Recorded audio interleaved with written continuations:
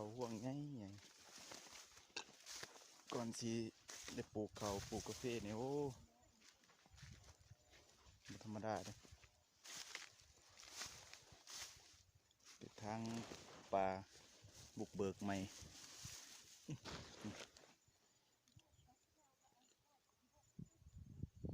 หัวใหญ่ตัวนี้ประมาณโลปลายนะ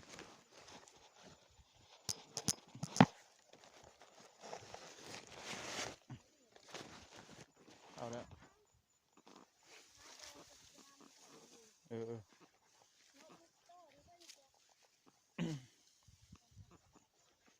มันโอ้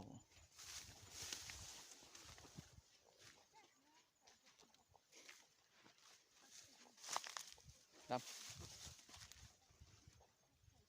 นะชีวิตเศร้าให้เศร้าสวนเฮากับแบบนี้แหละมากินแบบธรรมชาติชีวิตแบบพอเพียงเก็บมันเผามาพากให้หลานทราบว่าควัดเบิดนี่โว้2-3 สอบบ่อึด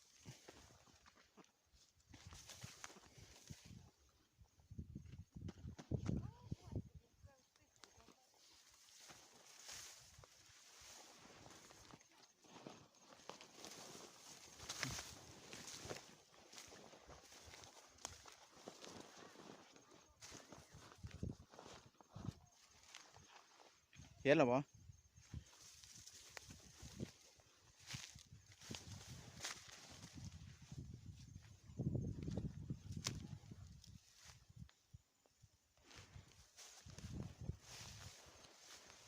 ควัดปลาแล้วก็ลืมบอลไหวบ่จือ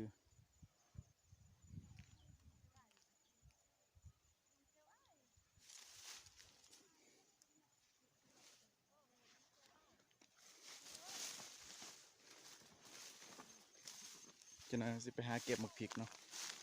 หมกพริกกินเบิดเลย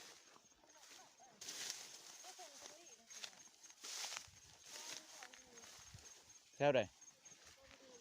อ๋อ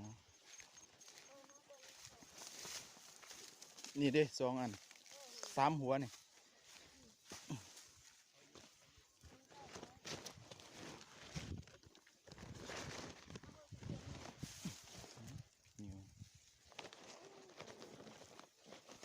นี่ดำครบนูบ่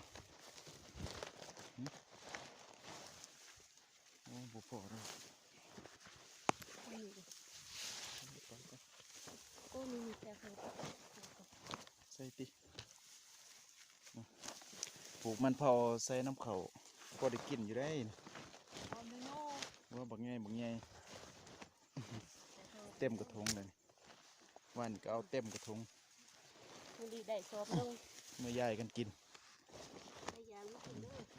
ใครอยากมากินเนาะมันทีดอกนี่เด้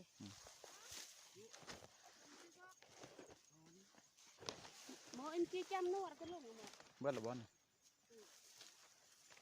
หมออินบ่เก็บพริกก่อนใส่ทงผ่างก็ได้เก็บพริกมากินกวางให้ตาปลายอยู่ไหน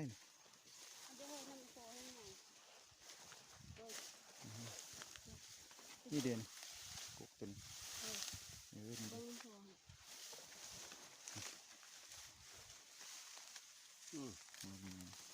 ท่านสิเอานี่ก็บ่ทันได้ตรวจมีแต่ยุ่งเบิดเป็นตรวจเอามันหมดนี่ที่หัวใหญ่ๆมันเผาภาษาละเวนว่าจะได้บุมแก้วโอ้เด็ดเรียนหูภาษาละเวนนำเนาะต่อไปสิได้อัปเดตภาษาละเวนพร้อมเลย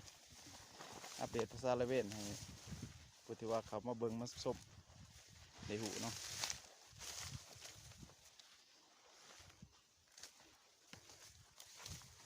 หมึกผักก็มีหมึกผักมีส่วงนั้นบริไทยเบิ่งไทยในประมาณ200 หน่วย 200 ไปหน่วย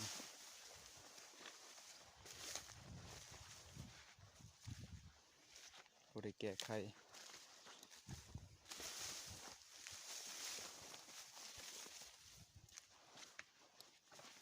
ตอนนี้จะไปหาเก็บพริกก่อนปะไว้เก็บพริกมากินก่อนพริก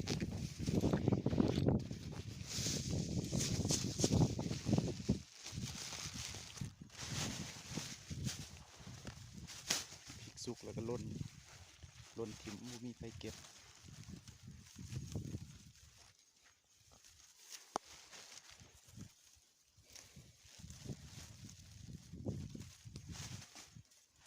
แต่ว่าปูก็ได้เก็บหลายสุดอยู่ดอกเงินบ่ได้แก่เนาะชีวิตพอเพียง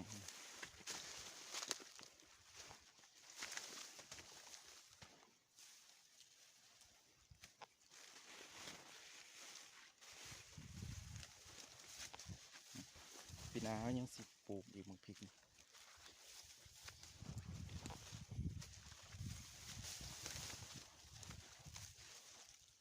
ส่วนมันเป็นทำอิฐเนี่ยโอ้หมากใหญ่ขนาดก่อนบุกเบิกมีแต่2 คนเนาะทางอันก่อนสิได้ปลูกกาแฟเป็น6มีเด็กหาเพื่อนกกทองต้นนี้ใหญ่ๆเรียกว่าได้ปลูกสิได้ปลูกมันธรรมดามันง่ายมันสิตัดคลิปโตเอาบุกเบิกกันนั้นให้เบิ่งเนาะต้องคือให้เทิงห่อนเทิงเอาเป็นไข่เป็นเท่าไรมือธรรมดา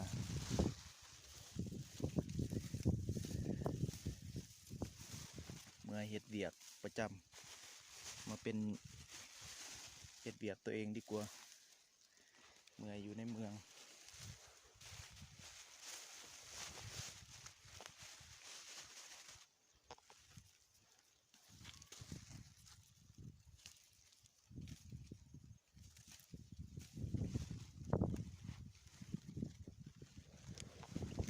สบายการกินการอยู่ก็สะดวกสบายโอ้ยในเมืองนี่โอ้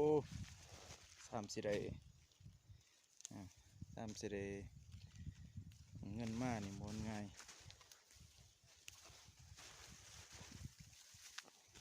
เอาเดือนก็ยังบุกกลุ่มกินพนักงานก็ยังบไหวเลยเดียวนี่พากันจมอยู่เพราะว่าเงินมันเพ้อแห้งเด่นี่บ้านนี้ฝนตกเปียกเบัดเขานะมีแต่พริกกับกระเพาเขาตอนนี้เขาสิจบคลิปเพียงตัวนี้เนาะเพราะตอนนี้เขาสิกลับแล้วจะได้กลับเมื่อบ้านคำเลย3 ฮอดบ้านไปเขามาเบิ่งก็อย่าลืมกดติดตามเลยเด้อเพื่อเป็นกำลังใจให้เขาสิเริ่มถ่ายคลิปเฮ็ดคลิปตัดต่อลง YouTube เนาะ